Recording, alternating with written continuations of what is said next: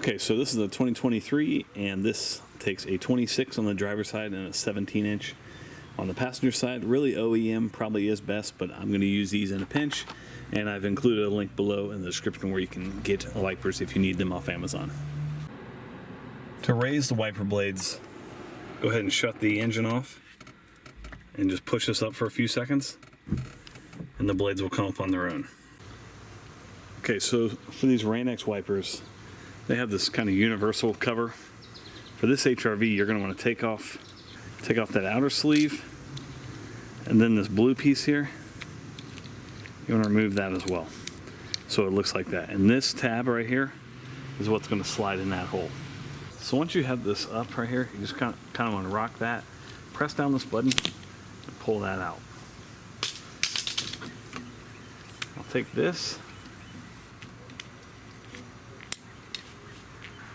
Alright, so you want to slide it on like that. You can see the Rain-X tab goes over top of the OEM holder. Okay, so same thing for the passenger side.